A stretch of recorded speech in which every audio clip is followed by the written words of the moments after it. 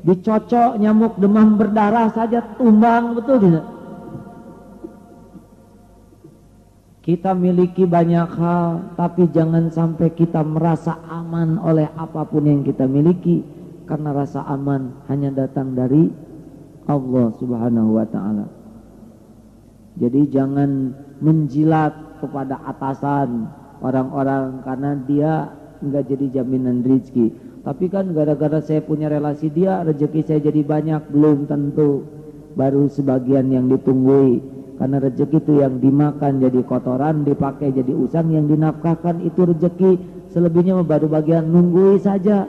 Kelihatannya tapi kan punya uang ratus-ratus juta, baru sebagai penunggu. Belum tentu rezekinya. Bikin aja sakit mah, bubur rezeki kita. Bikin aja sariawan, nggak tahan walaupun kita punya perkebunan cabai, nggak akan masuk satupun juga. Bikin saja apa kolesterol atau apa, nggak bisa makan daging. Kasih penyakit gula, ditimbang makanan kita.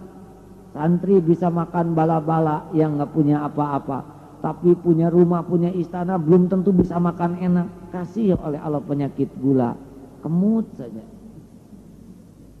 Saudara sekalian, jadi jangan anggap kaya yang banyak uang, rezekinya belum tentu banyak.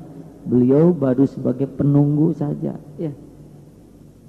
Jadinya rezeki adalah kalau kita bisa menafkahkan, maka jangan bergantunglah kepada siapapun, harus bersihkan hati kita. Tiada yang digantungi illallah, kecuali hanya Allah. Pergi ke dokter, silaturahmi aja ke dokter, mada enggak menyembuhkan, ya. Yang menyembuhkan adalah Allah. Kalau bergantung ke dokter, udah beli obat, beli resep, belum sembuh, kecewa. Pada saya sudah bayar 500.000, sudah beli resep sekian, ya kalau belum sembuh udah pasti keluar. Itu uang itu memang rezeki apotek. Kalau tidak ada yang sakit, siapa yang beli obat? Ya sudah, keluar uang nggak apa-apa. Ya Allah, niat ikhtiar semoga jadi amal, niat ke dokter jadi amal, sembuh atau tidak adalah milikmu. Engkau yang menitipkan penyakit, engkau pula yang menyembuhkan. Semoga ikhtiar ini jadi amal soleh. Begitu. Mau menikah, datang, jangan takut kepada calon mertua, karena yang menentukan pernikahan bukan calon mertua, Allah. Kita terhalang karena kita terlalu banyak berharap dari calon mertua, ya. Tapi daa realistis itu calon mertua enggak setuju kepada saya. Renungkan apa hikmahnya. Istiqoroh yang baik, sungguh-sungguh mendekat kepada Allah. Kalau mendekat tuh bukan hanya mintanya saja, ya. Apa nih yang perintah Allah yang belum saya lakukan? Oh, saya sudah tahu ilmu ini tapi belum, saya harus lakukan. Oh, saya tahu ilmu tepat waktu tapi belum. Oh, saya tahu ilmu sedekah, saya tahu ilmu menutup aurat tapi belum. Apa yang Allah perintahkan, lakukan. Bukan hanya istiqorohnya saja, ya. Dia sibuk istiqoroh, sholat yang lain tidak. Itu seperti pakai dasi tapi tidak pakai aksesoris wajib lainnya. Saudara sekalian, tidak sulit bagi Allah membalikan hati mertua, betul tidak? Apa susahnya membolak-balik hati mertua, hati atasan, hati siapapun? Karena setiap hati ada di dalam genggaman Allah Subhanahu wa ta'ala. Maka bersihkanlah hati ini dari bergantung kepada siapapun. La haula wala quwwata illa billah. Terus sejak setiap lihat siapa-siapa, semua makhluk itu tiada daya, semuanya adalah milik Allah. Oh, dunia berikut isinya adalah milik Allah. Manusia itu cuma nebeng sebentar. Utek. Dah manusia begitu. Oh, pejabat itu juga milik Allah. Oh, pejabat juga akhirnya jadi tua terus mati. Gak bisa dibawa dunia yang mati-matian dia cari, kan begitu. Dia membangun rumah megah, mati nggak dibawa rumahnya, dia tetap aja dikubur. Dunia ya di sini saja, nggak kemana-mana, betul tidak? Dunia ya di sini, manusia cuma ketek nginep di sini, dah, dah, nggak kemana-mana. Oh, semuanya milik Allah. Nanti kita jadi nggak bisa membedakan mana yang punya mobil dan mana supirnya, sebab dua-duanya nebeng. Mobil milik Allah. Lihat bos dengan tukang ngetik sama ya, dua-duanya adalah hamba Allah yang dibagi-bagi tugas aja. Bos pakai dasi, yang itu bagian bawa lap sama ya, kain. Saudara sekalian, jadi nanti jenderal dengan prajurit sama, dua-duanya bakal mati ya. Hakim dengan terdakwa sama, betul tidak? Saudara terdakwa divonis hukuman mati, padahal hakimnya juga sudah divonis oleh Allah ya. Jadi ini hanya memperjelas waktu kan begitu. Tidak jarang hakim lebih duluan meninggal daripada terdakwanya, tergantung jadwal.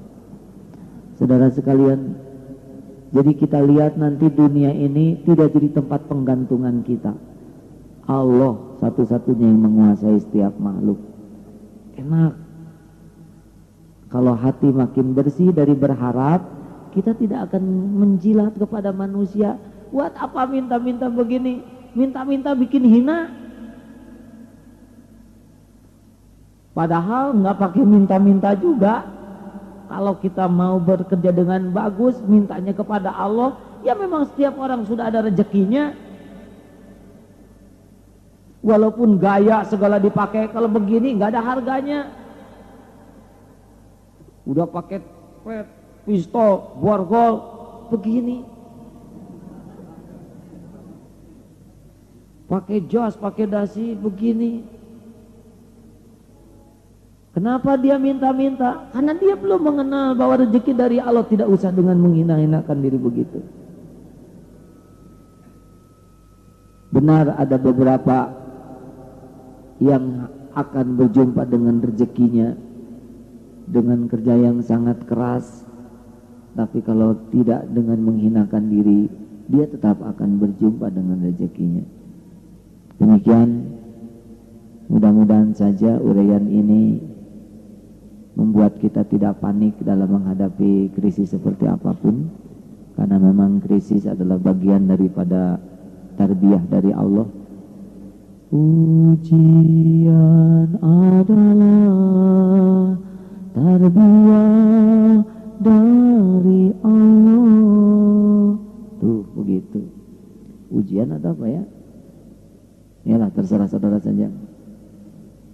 Yang pasti kita tidak punya pilihan dalam hidup ini kecuali harus mengarunginya dengan pertolongan Allah. Ya, capeklah ngandelin kemampuan diri mah, betul tidak?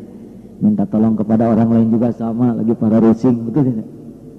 Minta tolong ke dokter, dokter juga lagi pusing. Maka minta tolonglah kepada Allah, hakikatnya, syariatnya lewat makhluk-makhluknya. Mudah-mudahan Allah yang Maha Agung yang sedang menatap, mendengar kita, mengaruniakan kepada kita kemampuan membersihkan akidah kita dari segala sesuatu ketergantungan selain Allah, membersihkan hati kita dari segala kebusukan terhadap makhluk-makhluknya, ya. Lalu membersihkan juga perut kita dari apa yang diharamkan, sehingga dari ujung rambut sampai ujung kaki semua bersih, halal. Alhamdulillah. Assalamualaikum warahmatullahi wabarakatuh.